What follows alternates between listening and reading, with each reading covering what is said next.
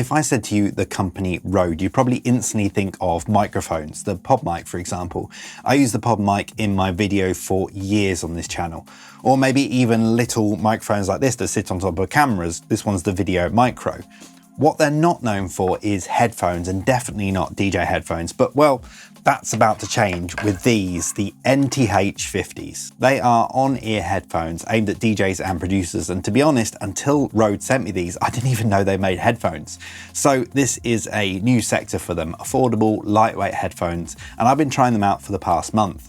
RØDE kindly sent them out a pair for me to try out, and I'm really surprised by them. I've never really been a fan of on-ear headphones, but these are super comfortable. RØDE says they're made to be comfortable for wearing for long periods of time, and as soon as I put them on, I kind of doubted that, but I've done a few extended hotel room mix tweaks and service station kind of listening sessions, and they've worked really well.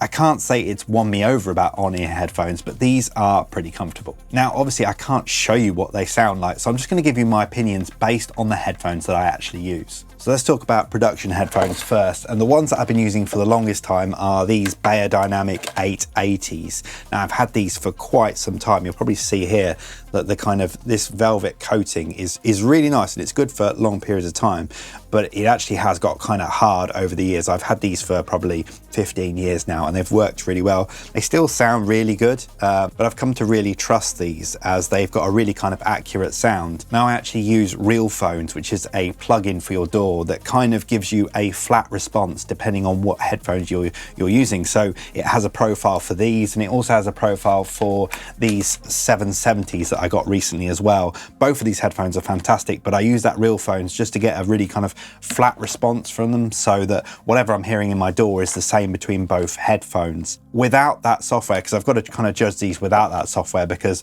there is no profile for RealPhones for these yet, because they've just literally just come out. So just listening to them without using that software, these are very kind of flat. They're not kind of, they haven't got any kind of coloring on them at all, which is very good when you're kind of mixing. You want to make sure that obviously your headphones have a true representation of all the different frequency spectrums. However, I have noticed that they are kind of a bit weak in the low end, which is not good when you're kind of mixing bass music and stuff like that. However, these ones, these new RØDE ones, they have a kind of flat profile, but it has this kind of pleasing sound to it. It's not sharp, it's not bassy, it's just got this kind of nice kind of warm tone to it. I wouldn't say it was completely flat, and I'd be really interested to see kind of when there is a profile for RealPhones, just how out these are as compared to like a flat profile. But they have this kind of, not quite as bassy as Pioneer headphones, for example. These are DJ headphones that I've been using for years, the X10s, coming on to DJ headphones.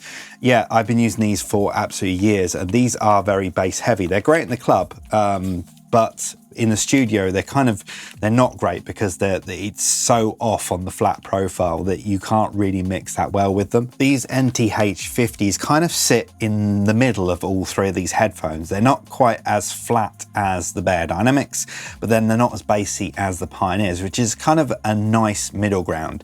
As far as production, I don't know whether I would trust these to do a full mix, but they're certainly nicer and easier to listen to than using the Pioneer headphones. So when I'm on the go, I'd much rather have these than I would have the Pioneers.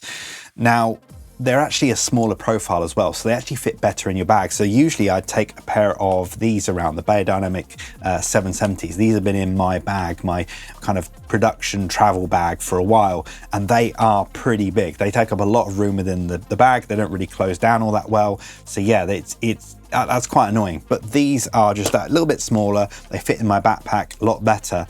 And I think on the go, between these two, I'm not going to be doing any real fine mixing. Usually it's kind of doing some vocal tracking or some vocal recording. I want something with a closed back, so it's not going to leak out too much, which is good for these and these. But I kind of don't need it to be super accurate, because it's just on the go. When I'm doing my final mixes, I'm usually in this studio. So really on the go, these work really well. Let's get rid of these for a second. So that's kind of how they compare to the headphones that I already have. My general opinions on them are really good. The build quality is really quite excellent. They kind of look similar to the Sennheiser HD25s, or at least that's kind of what it reminds me of. But those I always found a bit rattly. These just feel a little bit more more well built. Again, personal preference. The Sennheiser are definitely kind of got lots of kind of tinny highs and not so much lows in there.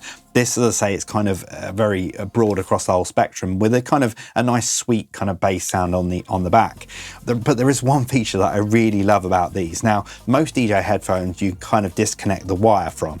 So for example, when you're traveling, you can have the wire and the headphones separate. The thing I love most about these is that you can plug the cable into either side. So there is actually a hole on either side of the headphones and you can plug it into either one of those. It's very hard for me to kind of get it on this camera.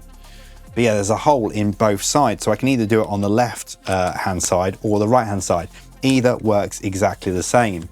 Now, this is great because usually with DJ headphones, I usually always have it so that the lead is kind of falling off my right ear like this. Now, this usually means that I'm listening to them back to front because usually with most headphones, the lead goes into the left ear.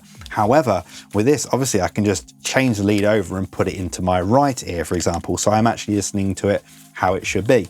Now, obviously in the club, you're not kind of worried what's left and right, but it's kind of nice just to have the right ear on the right ear. So it's kind of just sits quite nicely.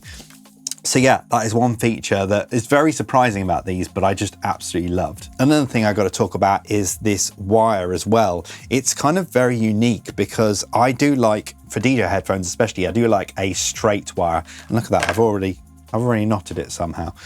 But yeah, I like a straight wire usually when I have my headphones. With this one, it's got the spiral just here. Then you've got a long piece and then you've got the kind of spiral at the end here, which is really interesting. And I'd like to kind of figure out why they did this. Usually with most headphones, or at least with the Pioneer ones, for example, you get a choice of leads. So you get two different leads. You get the long extended lead, just a straight one, and then you get a coiled one. This one, I guess you get the best of both worlds. You get that kind of straight cord that doesn't get kind of tangled, although I've already knotted it. And then you also get this kind of extending bit as well. So yeah, it does work quite well, and that's quite ingenious really. I wonder why there's not been that kind of lead before. Unlike the Sennheiser, I don't know if any of these parts are replaceable. I've tried tugging on some of these, see if this would come out, but I didn't do it too much in case I actually break it. But I'd imagine some of these bits are replaceable. I imagine you can take this off. Yeah. Oh yeah, so yeah, you can just take this apart. That should work quite well. Again, that's another great feature for DJ headphones because often they'll get bashed, you know, on the move. And often you have to kind of replace different things. As I say, I've been using these for the past month in many different studio sessions and they performed really well. They fit in my backpack better than most of these studio headphones do. And although I haven't had them on my head for extended periods of time, they have been really comfortable. I'm trying them out in my DJ set for the first time this weekend, so I'll let you know in the comments how they go. But just using them in the studio, I can tell that noise cancellation works really well, so that should be pretty handy in the DJ box. I still think that headphones are a personal taste, personal preference. I've never been a fan of on-ear headphones. I prefer the ones that kind of cut my ears. It's just my own personal preference. However, these sound really great. Not fully flat, but accurate enough to get a decent mix out of them. And given their price point of just under £100, I'd say they're a great buy and a great first DJ production headphone from RØDE.